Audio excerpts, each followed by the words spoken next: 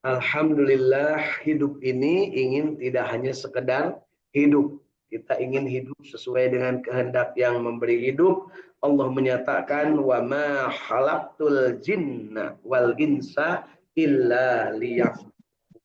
Tidak aku ciptakan jin dan manusia melainkan untuk beribadah kepadaku, kata Allah Subhanahu wa taala. Dan pada saat itulah kita menginginkan kita termasuk di antara ahli ibadah. Karena untungnya menjadi ibadah, menjadi ahli ibadah, Allah Subhanahu wa taala menegaskan ya ayyatuhan nafsul mutmainnah irji'i ila rabbiki radiyatan mardiyah fadkhuli fi ibadi wadkhuli jannati. Biasanya ayat ini dibaca kalau mayat sudah berada di liang lahat. Nah, sekarang ibu-ibu di depan saya bapak-bapak di depan ibu, maka bacakanlah ya ayyatuhan nafsul mutmainnah, wahai calon-calon mayat. Nah, calon mayat ibu teh pada payun mangga abdi nu ngagotong, abdi nu ngaos di luhureunana. Nah, tapi justru yang harus mendengar dan harus mengamalkan ayat itu adalah calon mayat. Kalau sudah jadi mayat mah itu ya kata si mayat teh aduh kuring mam teu bisa deui ngadenge dina ngadenge naoge moal bisa nuluykeun jadi amalnya sabab geus putus seluruh amal kecuali 3 hal, yaitu yang akan memberikan pahalanya, yaitu ilmu yang bermanfaat. Mudah-mudahan pagi hari ini kita termasuk yang berupaya hadir di majelis jinten ya untuk mendapatkan ilmu yang bermanfaat. Yang kedua yang akan tercipta yaitu yang akan mengalir pahalanya adalah sedekah atau sodakoh jariah. Sodakoh jariah adalah sodakoh yang diniatkan tidak untuk sama sekali untuk kita, tapi untuk yang lain, termasuk wakaf di dalamnya ya. Wakaf artinya menghentikan seluruh apa yang ada dalam kuasa kita itu diberikan kepada orang lain. Ibu jangan mewakafkan suami, Bu ya. Oke, ibu eureun dari suami. Iya, ya. Yang diwakafkan mah adalah sesuatu yang memang dalam penguasaan kita. Diri kita boleh diwakafkan, tapi jangan menghadapkan gaji. Saya wakafkan diri saya untuk negara ini. Tapi gajian diarah kenehan, Arisia, kan itu punya. Leres Bu. Itulah Indonesia. Tetangganya malah Sia. Itulah ya. Saya wakafkan diri. Tapi begitu ada mobil naleungit, riweuh ngaliweukeun batur. Jabatan leungit riweuh ngaliweukeun batur. Anakna teu boga gawe riweuh ngaliweukeun batur. Aya gitu Bu. Aya ya Bu ya. Nah, berikutnya yang harus kita paham bahwa setelahnya ilmu yang bermanfaat, sedekah jariah dan juga wakaf di dalamnya termasuk, kemudian kita harus mencoba untuk menanya kepada diri kita, sudahkah kita memiliki anak yang soleh yang akan mendoakan kita? Alhamdulillah. Maaf lagi banyak rezeki ini ya. Kemudian berikutnya adalah katanya masuk angin. Jadi kalau masuk angin itu banyak rezeki, nggak usah ribet. Ini nggak usah dikerokin, biarin aja Bu. Ya, apalagi dikeroknya sama tukang kerok, yang keroknya masih gadis, tuh dikeroknya aki-aki, lengkap itu mah Bu ya. Bukan masuk angin lagi, namanya keluar orok, malah keluar angin Bu ya. Masya Allah. Ya, itulah gembiranya kita, bahagianya kita di pagi hari ini. Insya Allah kita mendapatkan ilmu yang bermanfaat, rezeki yang halal, thayyibah dan baik, yang dibuktikan dengan berwakaf, bersedekah dan juga berinfak yang lainnya. Jangan lupa membayarkan zakatnya. Kemudian berikutnya adalah memperoleh kesempatan mendidik anak menjadi anak yang soleh, solehah. Jadi kesempatannya yang harus kita manfaatkan itu Bapak Ibu ya. Bukan menjadikan anak soleh dan anak solehah, bukan. Tapi membimbing anak menjadikan anak. Kumaha saur ibu teh da abdi mah teu boga anak, loba Bu anak batur. Anak minantu eta ge anak Bu. Anak batur oge anak. Anak kecil anak, geus aki-aki oge anak. Sama-sama semua anak Adam ya. Semuanya sama nasibnya. Kalau sudah meninggal dunia, tidak akan ada amalnya yang bisa dilakukan. Yang hanya akan membantu menolongnya adalah 3 hal tadi. Ilmu yang bermanfaat, yang dimanfaatkan oleh orang yang masih hidup. Kemudian juga yang dinamakan dengan sedekah jariah dan juga termasuk di dalamnya wakaf. Yang berikutnya adalah anak soleh yang mendoakan. Mendoakan bisa juga termasuk anak itu menyebarkan ilmu yang sudah kita dapat. Anak itu kemudian mewakafkan, mensedekahkan harta kita yang sudah diwariskan kepadanya, kemudian disedekahkan. Kemudian berikutnya adalah yang harus kita tahu bahwa anak-anak kita didik menjadi anak yang soleh, yang mampu berbuat yang terbaik. Ya, 3 hal ini tidak mudah, tetapi juga tidak sulit. Kenapa disebut tidak mudah dan tidak sulit? Ada anak Nabi yang sampai dengan mencelakai dirinya sendiri dengan tidak taat kepada Allah Subhanahu wa taala dan rasulnya. Yang rasulnya itu adalah nabi. Setiap hari ada di rumah tapi tidak taat. Ada juga yang suami tidak bisa mendidik istrinya. Ada juga yang istri soleh tetap tidak ikut kepada kesombongan suaminya. Di ayat surat At-Tahrim yang sudah kita baca kemarin diceritakan ada bagaimana Nabi Nuh gagal mendidik istrinya dan juga anaknya. Bagaimana Nabi Lut gagal mendidik istrinya untuk membuat dia menjadi taat dan tidak bersekongkol dengan kaum Sodom. Ya. Ada juga istri atau perempuan yang betul-betul dicatat dalam Al-Quran sebagai orang itu adalah istrinya orang kafir, tetapi dia tetap dalam keimanan. Itulah Siti Asyiyah. Ada juga yang diceritakan di surat At-Tahrim itu tentang bagaimana Siti Maryam menjalani kehidupannya dalam derita dan tuduhan berbuat zina. Dan kita selalu ingatkan juga 4 perempuan yang selalu disebut-sebut oleh Rasulullah sebagai contoh teladan bagi umat-umat yang selanjutnya, bagi perempuan-perempuan termasuk nini-nini, aki-aki itu juga perempuan, nini-nini, bapak-bapak, mak-mak, itu adalah perempuan. Kalau kita nyebut perempuan itu gadis, nyebutnya padahal nini-nini oke, dulu nama gadis gitu punya. Laras Bu, bagus. Apa gadisnya? Jadi makan tenan. Gadis pingitan. Saking dipingitna, begitu ada laki-laki langsung bisa kawinkeun. Kan gitu dia punya. Tapi we ka ayeuna anakan borojol orokannya aya incuan. Alhamdulillah. Sok cenah riweuh di bumi, sok pasea teu naon da di dunya mah untuk riweuh. Lamun mung riweuh gampang bukti kubur. Jadi nu dikubur mah bun sapa bahana sok sahok tagua gaplok mun geus dikubur mah anger we ngalopreh bunya. Makanya ibu-ibu nu sok ayeuna palalatat pololotot ka incuna ingat bakal paeh ibu teh punya nini teh aki teh tong sok palalatat pololotot ka anak incu kumaha bageus supaya engke aya nu nganterkeun ka kuburan aya nu ngadoakeun. Ayeuna pan ke usum nini napae incu nama udud we bari alhamdulillah geus eueuh nini bisa ngajual motorna gitu. Enak ke usum geus eueuh aki bisa ngajual kebonna dan seterusnya. Ya. Mudah-mudahan tidak termasuk ya yang ngajualan kebon aki kebon ini. Ya.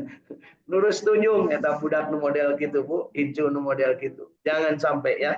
Kemudian berikutnya yang harus kita paham, 4 perempuan ini siapa saja yang harus menjadi contoh teladan. Yang pertama dan utama adalah istri Rasulullah. Beliau seorang istri yang teladan, istri yang taat, kemudian juga ibu yang baik, kemudian juga sahabat dalam perjuangan yang sangat luar biasa. Kemudian putri Rasulullah Siti Fatimah Az-Zahra. Nah, di sini ada Ibu Fatimah. Ya, mungkin turunan dari Ibu Siti ya. Alhamdulillah. Amin. Nah, beliau adalah putri Rasulullah dan juga istri dari Sayyidina Ali karramallahu wajhah, menantu dari Abu Thalib. Kemudian ibu dari siapa? Hasan dan Husain. Ibu dari Sayyidina Hasan dan Sayyidina Husain. Mertua dari Istina Hasan dan Istina Husain. Ibunya ya pasti kan gitu Bu ya. Beliaulah ini teladan nomor 2 yaitu Siti Fatimah Az-Zahra. Siti Aisyah nggak termasuk Bu. Jangan sakit hati karena itulah yang memang diberikan. Tapi kalau mau mencontoh silahkan. Ya. Kemudian berikutnya adalah Siti Maryam. Ya, wanita suci ibunda Nabi Isa alaihissalam dan beliau tidak bersuami. Ya, ada orang yang menuduh bersuaminya Allah sehingga Nabi Isa itu anak Allah. Naudzubillah. Itulah kekafiran yang nyata disebut dhalin, tersesat. Dia beramal, beribadah, tetapi dia tidak pakai ilmu. Ilmunya itu la ilaha illallah. Qul huwallahu ahad, Allahus samad, lam yalid walam yulad walam yakul lahu kufuwan ahad. Terus kalau ada yang ngaku-ngaku bahwa Siti Maryam itu anak Allah, dari mana ilmunya? Tanyakeun ka maranehna. Mereka disebut dalam Al-Qur'an disebut dhalin. Tong ngambek dan memang Allah yang menetapkan begitu. Dan mereka akan selalu ngambek kalau disindir begitu. Teu naon tong sieun. Kenapa? Menegakkan ajaran Allah, jangan sampai kita ragu dan takut. Al-haqqu min rabbika fala takunanna minal mumtarin. Perintah Allah gitu. Ya. Kemudian berikutnya adalah yang menjadi teladan itu adalah Siti Asyiyah, istrinya Firaun yang mengambil Nabi Musa waktu orok dari istana. Kemudian istri Firaun ini dipenggal atau dipancung oleh Firaun, dibunuh, dan sebelum dibunuh beliau berdoa, ya Allah berikanlah aku rumah di surgamu. Dan insya Allah Bapak Ibu, Ibu-ibu terutama nanti akan masuk ke rumahnya siapa Bu? Siti Ke Aisyah. rumahnya Siti Siti Asyah. Ya, kemudian akan bertemu dengan Siti Maryam, akan berkumpul dengan Siti Fatimah, akan diaku oleh Siti Khadijah sebagai anggota Siti geng Khadijah. Siti Khadijah. Geng Siti Khadijah Bu, umat Islam. Disebut geng mah goreng. Untuk geng itu bagus Bu, lamun dina kahadean. Tapi ulah PK ya, majelis taklim urusan pormabokan. Kemarin berapa orang tuh yang mati Bu di Subang? Ya. Majelis taklim da cenah anjeunna teh bager, sok salat, unggal we. Tapi modalna teh keur nyekek botol. 9 orang mati Bu. Dari 20 jam mabok teh Bu. Ya, alhamdulillah kita tidak termasuk yang seperti itu. Baik Bapak Ibu, pagi hari ini kita tambahkan nikmat kita. Karena kalau tidak kita syukuri, maka azab Allah akan sangat pedih. Kita tidak mensyukuri nikmat, namanya nikmat inna azabi lasyadid. Jadi kudu kumaha atuh bersyukur atas nikmat Allah. Ya, in syakartum la azidannakum. Lamun aranjeun syukur, aranjeun berterima kasih, aranjeun murang tarima, anjeun tumarima karena nikmat dari Allah, maka Allah akan limpahkan yang lebih banyak lagi. Ibu nyeri cangkeng, alhamdulillah masih boga cangkeng. Alhamdulillah masih boga huntu dan ampong mah tera nyeri huntu. Jadi Bapak Ibu yang suka mengeluh kalau sakit gigi silahkan minta gigi dihabisin ya, insya Allah nggak bakal sakit gigi. Yang suka sakit kepala copot kepalanya Bu, insya Allah tidak akan sakit. Jadi tongarasula Bu hirup syukuri apa adanya kan gitu. Itulah yang namanya bahagia. Dan bahagia itu kalau terus-terusan Bu. Kalau bahagianya naik terus nyungsep, naik nyungsep katingali tina awak teh Bu. Lamun keur bahagia pedegdeg jadi gede. Gendut. Lamun keur sangsara gitu ya, siga balon gitu ya. Jangan stabilkan badan kita ya, naik-naik saya pikir naon tapi ulah naik terus. Mungkin ngahesekeun nu ngagotong ya. Jadi jangan sampai kita masih hidup menyusahkan, udah mati juga menyusahkan. Makanya usahakan ibu itu langsing itu bukan karena ingin abdi mas ae dipuji batur singsep dan sebagainya, lain karena ingin awet kaos kaki punya. Karena kaos kaki, yang maksudnya kaos kaki, baju dan sebagainya kan kalau nggak gendutan, kudu diletikan, kabu masnik punya, lamun nggak gedean, kudu diperlebar kan itunya, atau kudu meuli deui. Tapi nu awakna anger mah mantep deh Bu, segitu aja ya. Beli baju teh tiba heula eta we paum ke masjid dengan bodas we nya. Abdi pakai baju beureum ke masjid. Naon lain teu boga deui Bu, baju abdi mah bodas kabeh. Gitu punya. Ya. Dan inilah yang namanya mencontoh Rasulullah. Konon kabarnya Rasulullah itu kalau ke masjid Bu, bajunya itu menggunakan yang terbaik. Maksudnya yang terbaik itu bukan anyar Bu ya, yang bersih, yang suci dan menyucikan. Dan menurut beliau yang terbaik adalah warna putih begitu Bu ya. Tapi juga sudah ada Rasulullah tidak menyukai warna. Mana Rasulullah tidak menyukai warna. Beliau suka, tetapi yang beliau lebih suka adalah yang Ibu-ibu kalau melihat gigi suka yang putih apa suka yang, tapi ini mah Koneng. terus giginya putih di pagar make anu konengnya. Gigi di pagar, gigi didinya tomat di pagar supaya nurutan ibu-ibu nu sok liwat, sok komentar gigi kan gitu ya. Ya. Jadi akhirnya samikeun tabu tomat di pagar gitu punya. Nah, berikutnya yang harus kita paham juga bahwa setelah Allah Subhanahu wa taala menerangkan di surat At-Tahrim, pagi hari ini kita akan lanjutkan. Jadi di surat At-Tahrim ini banyak wanti-wanti tentang akhlak kita dalam berkeluarga, dalam bermasyarakat, termasuk bagaimana kita menghadapinya keadaan saat ini yang disebutkan banyak sekali orang-orang yang dolim. Orang dolim itu adalah orang yang beramal tanpa ilmu, sehingga akan menyusahkan orang lain. Ingat Bapak Ibu, beramal tanpa ilmu akan menyusahkan orang lain. Bayangkan Bapak Ibu, supir mobil, supir angkot atau supir bus yang gede. Nyupir bisa, tapi itu boga ilmu. Naik set ke tempat anu kulakel, nggak punya bagaimana ngerem dan bagaimana mengatur gas supaya tetap stabil. Luang, galeong, keresek, wesi bukunya, ibu-ibu. Ya, kenapa supirna galuang galeong bawa mobil ya. Lebih dari itu, saking galuang galeong di depan ada mobil lagi loncat ke jurang. Dahan punya itu beramal tanpa ilmu. Jadinya tersesat, tidak bisa melakukan sesuatu secara baik. Nah, kemudian ada berilmu tapi tidak beramal, ngomentari aja gawean teh Bu. Nyalahkeun batur gawean teh gitu Bu. Ngebid'ah-bid'ahkeun, ujung-ujungnya mengkafirkan orang lain dan bablas. Akhirnya dia sombong, menganggap orang lain remeh dan rendah. Itulah si magdub.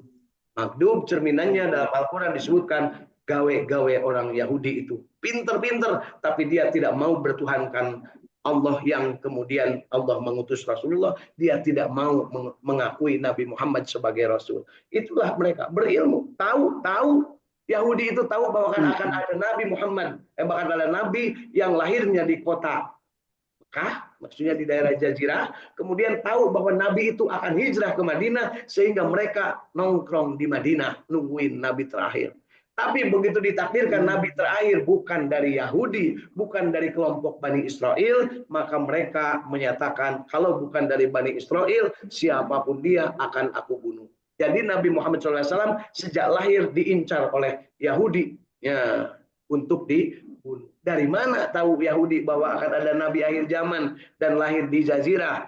Itulah dari Nabi mereka, dari Nabi Musa. Nabi Musa pernah waktu berangkat dari negeri Sam, dari negerinya beliau gitu ya, dari Mesir. Kadang Nabi Musa kadang di Mesir, kadang di Sam. Kemudian ke Mekah menunaikan ibadah haji. Oh, Pak Nabi Musa haji. Semua Nabi pernah haji. Konon kabarnya kecuali 2. Nah, Nabi Idris dan Nabi Ilyas itu pun katanya, tapi masa enggak gitu ya, kan deket gitu ya. Nah, artinya apa? Nabi Musa sepulangnya menunaikan ibadah haji, tapi hajinya bukan seperti sekarang ayam baledog jumroh dan sebagainya, enggak. Dulu mah hajinya berenang ziarah aja jalan, init-initan. Jadi haji teh init-initan. Jadi Bapak Ibu aya nu resep dipanggil Pak Haji, eta disebut Pak Init jeung Bu Init. Ganti ngaranna. Bade ka mana Init lela gitu. Ayo Pak Haji, Pak Haji, Pak Haji, makanya ngaliuk saya mau dipanggil Pak Haji. Karena apa? Ngahina eta teh Bu. Kalain ti Kangjeng Nabi, Bu, gelar haji mah eta mah ti walana. Itu pun hanya berlaku di Indonesia di bawah jajahan Belanda dan sebagian dari Melayu. Karena apa? Belanda ingin gampang membunuhnya kepada haji-haji yang kalau sudah pulang haji, pulangnya biasanya membawa gairah dan semangat. Jadi Bapak Ibu lamun balik haji itu kudu gairah dan semangat. Dia balik haji jadi teu dititah kitu atuh moal aya Masjid Nabawi, Masjidil Haram nepi ka megas siga kitu, lamun hajina ngajar daun siga kitu. Punya terus teh lah aya nu kitu. Ayo haji 40 dinten teu ka mana-mana. Ditahan saha? Ada tetes cekap salat lagi di Masjidil Haram di Masjid Nabawi 100.000 kali sekali eta teh sami jeung 100. Masya Allah ya nepi ka kitu na eta ilmunya, ilmu yang tidak barokah yang begitu teh Bu ya. Hajinya tidak mabrur tapi mardud. Jadi haji caranya kalau pacul acan, terang ngoren acan. Milu kerja bakti tara. Bayar we terus geus pae engke kumaha Bu. Itu bisa deh. Hati-hati yang model begitu mengakunya menjalankan syariat Islam. Tidak, syariat Islam itu bukan begitu. Ya, nu salat disebut Pak salat, nu zakat disebut Pak zakat, nu puasa disebut Pak puasa, nu syahadat disebut Pak syahadat. Tapi ai haji, nah sekali balik ke umroh, paum ari uih umroh, teuing teh disebut haji. Teu indit oge ka Mekah meunang, inditna ka gunung eta teh di luhur teh gunung Manglayang. Kemana ke Haji Manglayang gitu ya, ini ke Gunung Manglayang. Jadi eureun ibu manggil haji teh yuk urang eureunnan teu iraha deui lamun rek ayeuna da eueuh Kangjeng Nabi disebut Haji Muhammad sallallahu alaihi wasallam aya teu ari ibu nurutan saha tuh eta teh nurutan Yahudi. Kenapa Yahudi? Karena Belanda itu adalah turunan dari Yahudi dan Nasrani datang ke Indonesia sengaja untuk memisahkan umat Islam yang taat dengan yang tidak dengan cara diberi gelar haji. Sama dengan yang gelar Raden, gelar Tumenggung, itu teh bukan dari Rasulullah. Ditongsok bangga Bu, buka gelar Raden. Itu mah hanya untuk membedakan, meningkatkan kesombongan, meningkatkan rasa ujub dan merendahkan orang lain. Coba mun teh ela aya murid ngalamar ngaranna Raden, dikawinkeun moal. Can naon geus ditanya, teh ela Raden ti mana? Raden Tunjung Lautan, gitunya. Sebutkan Bu. Nah, kenapa? Kebelah saya, waduh Pak Umut itu berarti turunan Raden. Lain aing mah turunan Adam, turunan Hawa. Ya. Dan ternyata begitu, di dia anu Radennya tuh selamat tersinggung ya. Mau tersinggung terserah. Ya. Karena itu harus disampaikan. Jadi apa bedana Raden jeung bukan Raden? Mana buktina? Nah, di sisi Allah mah hanya takwanya yang membedakan. Pun ibu pasti bakal anu keheulun abdi mah teu naon dipikaheul Kangjeng Nabi ge dipikaheul ku raden-raden urang Mekah kan urang Mekah mah embung disamakeun antara Abu Lahab disamakan dengan Bilal Al-Habsyi anu bodas waosna Bu lain hideung kulitna Bu ya bodas waosna sabab beda jeung kulitna itu nggak mau dipersatukan duduk dan nggak mau bareng tapi Nabi Muhammad diutus oleh Allah Subhanahu Wa Taala untuk menyempurnakan akhlak innama buistu liutammima makarimal akhlak Allah Subhanahu Wa Taala mengutus Nabi Muhammad jangan beda antara Abu Lahab dengan Bilal Al-Habsyi jangan beda antara Quraisy dengan orang-orang dari Habasyah itu pesan moral dan itu disampaikan ketika Rasulullah terakhir khutbah di padang Arafah semua manusia itu sama semua itu bersaudara semua itu hakikatnya sama di sisi Allah inna akramakum indallahi atqakum tapi kenapa kita sampai di sini sekarang jadi beda nu haji jeung nu can haji diukna dibedakeun itulah yang menimbulkan orang yang iri, orang yang dengki dari pihak-pihak luar muslim dan orang muslim yang munafik itu kemudian membuat skenario lamun haji teh nyumbang 200 juta. Lah lamun si tukang macul mah 200.000 teu naon. Padahal teu kitu ya. Terus Bu. Lamun arek jadi dewan di Indonesia kan ngajak-ngajak haraji heula, umroh heula, dipoto di ditu kemudian dipasang di haji anu hajah anu muncan haji dican hajah dia omongna teh haji ge encan sayang jadi dewan kan gitu punya leres Bu teu aya yang namanya Haji Abu Bakar As-Siddiq aya teh Bu pernah dengar Haji Umar bin Khattab sudah pernah dengar Haji Utsman bin Affan sudah pernah dengar Haji Ali bin Abi Thalib tapi nah hari orang Indonesia aku bangga teuing jadi haji kan gitu punya makanya disebut-sebutnya lamun resep dipanggil haji eta teh berarti teu mabrur mau menusuk ngamuk lamun dionang teh ditulis gelar hajina. Malah mun haji lagi 10 kali, kemudian ditulisnya hahaha gitunya. Leres Bu. Ini perlu disampaikan karena apa? Jarang yang menyampaikan karena takut menyinggung orang. Terserah mau tersinggung. Kenapa? Ini ajaran Islam. Gitu. Dan ajaran Islam disampaikan kepada orang yang baik akan tersinggung untuk bergabung. Itulah Sayyidina Hamzah radhiyallahu an. Nah, beliau paman Nabi. Dan pada saat yang sama ada Abu Lahab. Nah, itu dia tersinggung, tapi tersinggungnya menjauh. Jadi Bapak Ibu kalau tersinggung itu kadang ada yang mendekat, tersinggung ada yang menjauh. Saya dulu naksir orang Cirebon, banyak yang ditaksir orang Cirebon. Tersinggung semua, yang satu mah datang ka dieu ngadeukeutan di bawah we hiji nepi ka ayeuna anakan we terus incuan nu sajeun mah dararau nah ting jauhna teh ku sabab eleh ku Neng Lilis ting jauhna teh meureun ngaraguan kayak Neng Lilis geus eueuh kan gitu ya bisa jadi begitu Bu. Terus Bu, Ibu pernah mendekat kepada seseorang dan pernah tidak suka kepada orang lain? Pasti manusia semua ya seperti itu. Nah Rasulullah mah menyempurnakan akhlak, diutus. Nah, innama buistu li utammima makarimal akhlak. Akhlak yang teladan, akhlak yang terbaik. Bagaimana melaksanakan agama Islam secara kafah. Nah, kan gitunya, laksanakanlah Islam secara kafah. Udhulul udhulu fisilmi kafah. Masuklah ke dalam Islam. Artinya amalkan ajaran Islam itu secara kafah. Ulah dipilihan, Bu. Kemudian di masjid, Islam. Nah, nutup aurat, menekok itu apa, Bu? Sigan heueunya. Padahal didengekeun ti dia keluar ti dia disebutkeun pau ngomong baik kita tadi kan gitu ya. Dirarek ngaji. Nah, ngaji mah bisa sorangan-sorangan oge Ibu, tapi menyampaikan sesuatu yang menjadi bagian dari saat ini yang harus dirubah itu yang susah. Dan perlu ngaji teh begitu, Bu. Makanya jangan kaget kalau orang yang sudah ngaji ada yang kadang ikut mendekat, kadang menjauh. Ulah ngaji paun. Cuma eta mah anti anu, lain anti nepikeun. Kan gitu Bu ya. Rasulullah SAW oleh orang-orang Quraisy disebut anti nasab Quraisy yang bagus. Menurut mereka nasab itu bagus, padahal kata Rasulullah tidak ada bedanya antara orang Arab dengan bukan Arab. Yang dibedakan adalah hanya ketakwaan. Begitu. Sampailah kepada kita, tidak ada bedanya orang ningrat dengan orang melarat. Tidak ada bedanya orang bangsawan dengan rakyat biasa. Datang Belanda ke Indonesia mengajak semua untuk membedakan. Aya nu beda, lamun pejabat baju nakil, lamun jenderal baju nakil. Itu dari mereka. Di zaman Rasulullah ada pernah terceritakan nggak yang namanya jenderal perangnya zaman Rasulullah bajunya beda jeung pasukan biasa? Sama. Ya, gitu ya. Kapan kita akan meniru seperti di sana sehingga akan terjadi yang namanya baldatun thayyibatun wa rabbun ghafur. Di Indonesia kadang pemimpinnya oke kehel kalawan politik. Nepi kabit jadi pemimpin oke lawan politik tetap disingkirkan, dibunuh karirnya. Ya, ayo gitu Bu. Ayo.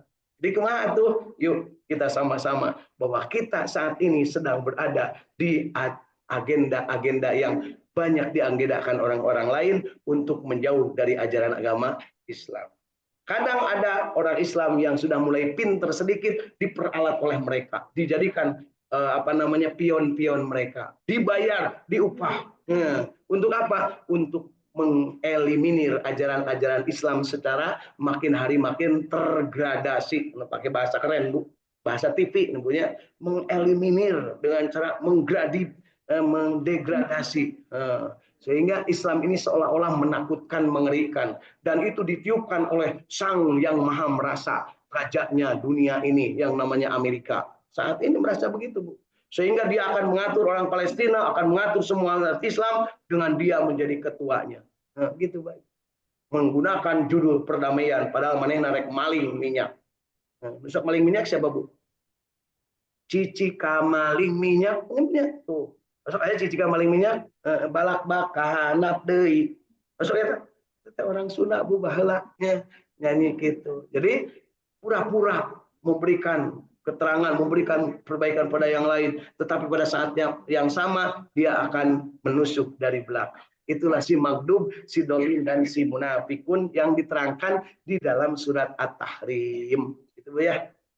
Dari penerangan di dalam surat At-Tahrim tentang sesuatu yang terjadi di masa lalu dan nanti yang akan datang mempertanggungjawabkannya mereka, kita hidup di masa kini. Dan Rasulullah SAW menerangkan tentang masa lalu sebagai pelajaran, masa depan sebagai harapan, dan masa kini oleh Rasulullah dikatakan hidupmu yang sebenarnya adalah hari ini. Gitu ya. Tapi lain ulang tahun nih, Bu. Hidup yang sebenarnya adalah hari ini. Hidup sebenarnya. Jadi yuk mumpung Bapak Ibu, ini aki-aki mumpung hidup sebenarnya. Sebelum hidup ini diakhiri. Dan ketika hidup dalam sebenarnya, maka istiqomahlah. Itu pengertiannya dari tema kita. Bahagia, masa lalu kita belajar, masa depan kita akan mengambil harapan, masa kini kita benar-benar bahagia. Kemudian kita istiqomah tetap dalam kebahagiaan, dan untuk mencapai kebahagiaan hanya satu syaratnya, iyyaka na'budu wa iyyaka nasta'in. Beribadah kepada Allah dan mohon pertolongan hanya kepada Allah. Ihdinas syiratal mustaqim. Bersama-sama mengharap oleh Allah Subhanahu wa taala dijadikan ahli asy-syiratal mustaqim, di jalan yang lurus, bukan magdub, orang-orang yang dimurkai, yang yaitu yang berilmu tapi tidak diamalkan, dan bukan dolin, yaitu orang-orang yang beramal tapi tidak pakai ilmu. Bukan juga orang-orang bodoh yang tidak mau bertanya, orang yang menyepelekan kewajiban, dan bukan pula orang yang mencemooh orang lain yang berbuat baik. Itulah munafikun. Jadi yang namanya yang harus dihindari adalah magdub, dolin, munafik.